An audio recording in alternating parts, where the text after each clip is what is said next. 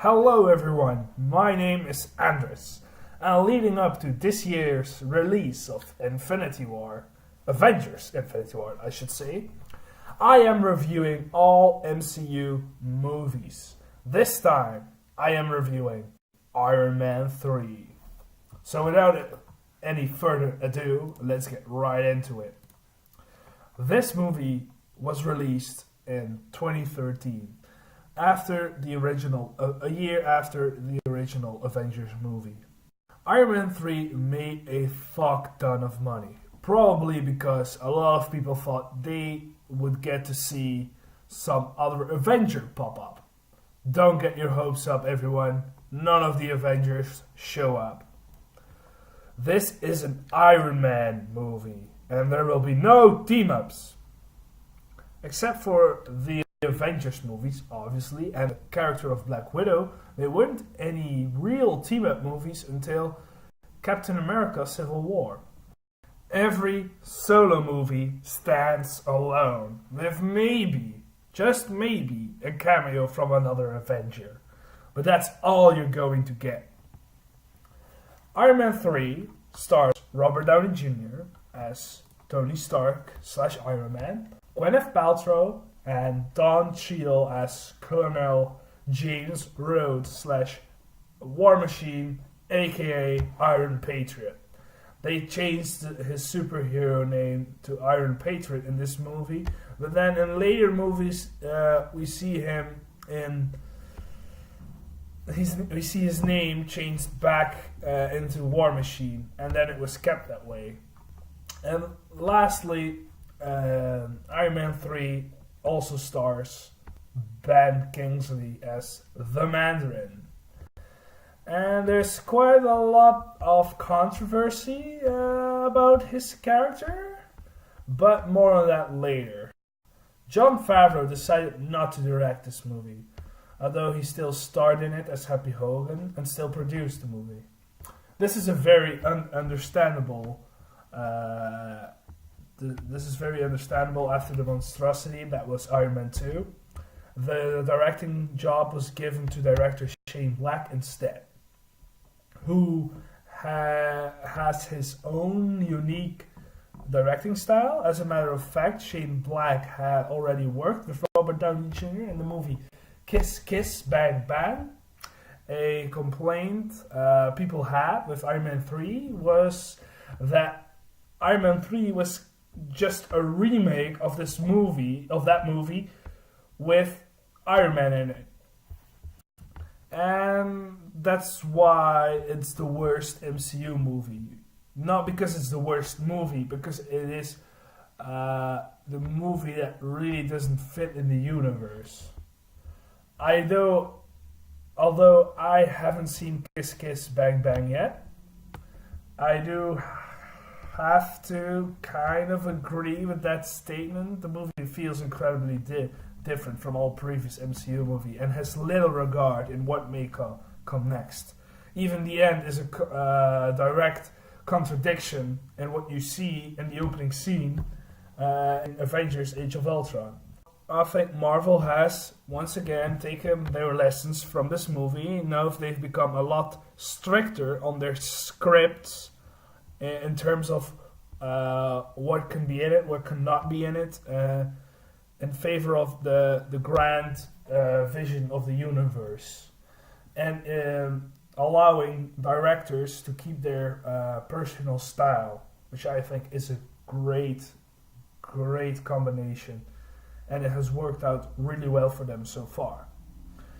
They even fired Edgar Wright as the director from the then upcoming Ant-Man movie, but more on that in my Ant-Man review. But this movie is definitely not all bad. In fact, if you're watching this review because you're hoping that I am only going to do some Iron Man 3 bashing, then you are heavily mistaken, my friend. Actually, after having seen Iron Man 3 in the theater with my buddy, we both thought the movie was awesome, and the best of the Iron Man trilogy, in fact. Once you've overcome the Mandarin controversy, Again, more on that later. The movie's actually really great. The dialogue is extremely well written. The characters are all really likable. And I will argue with anyone who disagrees that the action is nothing short of spectacular. The plot is, for the most part, also really good. For the most part, because of the Mandarin, you know. But the plot is about Tony Stark suffering from panic attacks because of the past events of the alien attack of New York and the Avengers.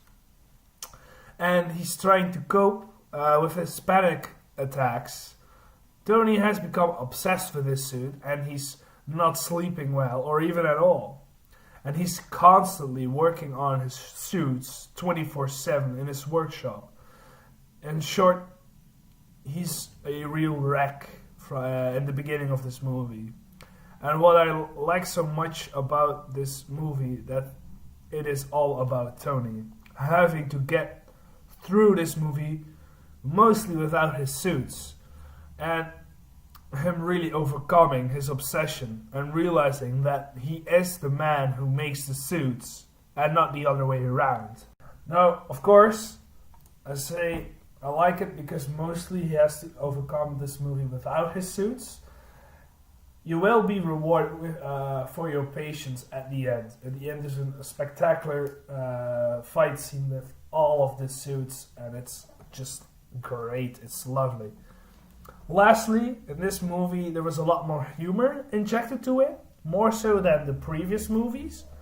And I think that's for the better, if the jokes land and are timed really well. And with the exception of the Mandarin, most of the jokes did land in this movie and did not distract from the seriousness of some situations. Now, more humor was added into Iron Man 3, but Marvel decided to continue that trend in every following MCU movie after that. I think with the exception of Captain America the Winter Soldier, all of the next Marvel movies became a lot more comedic. And I don't think that the increase of humor and comical situation in the MCU was a bad move. In fact, you could say they've only gotten better since that decision. Let's talk about the bad. The Switzerland flashback in the beginning. That was the only time I thought the dialogue was just really bad and really clumsily handled. Furthermore, it contained one plot element, the exploding plant, that I thought wasn't really necessary, and it was explained a lot better later on in this movie. The house party protocol was also really poorly handled. Tony could have used it from the beginning of the movie, but then again, the movie would be over in like 2 minutes after that. But they could have at least found a better explanation why Tony couldn't activate the house party protocol instead of no explanation at all. And at the very end, Tony says to Rhodey that his suits are only encoded to him. Yet we see Pepper, which is Gwyneth Paltrow's character, use the suits, or use a suit, a bit later on in this movie. And finally, it's time to discuss the Mandarin. There's a twist with that character, and I get what the filmmakers were going for, but it was played for laughs, and it ended up being very silly and even ruining the Mandarin character. This ruined the character so badly that Marvel even had to put out a short, which is canon, by the way. The short was named All Hail the King, and it restored the honor and reputation of the Mandarin character. But I understand that for a lot of people that might have been too little, too late.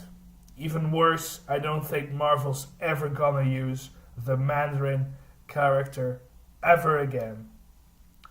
That being said, if you can look past the Mandarin twist, which I strongly recommend you do, I'm pretty sure you'll have an enjoyable time at least. And I can guarantee you the experience you will have with this movie will be a lot better than Iron Man 2. But that is not saying much. Time to give this movie a rating. My ratings ranked from worst to best are as follows: shit, bad, meh, good, awesome. And I give Iron Man 3 an awesome. I don't think it is that much better than the first movie anymore. I think it is about the same level of quality for me. But it's still my personal favorite from the Iron Man trilogy. I would invite everybody who didn't like this movie at first to give it another try and look past the failed Mandarin twist. See you next time, where I will be reviewing Thor: The Dark World.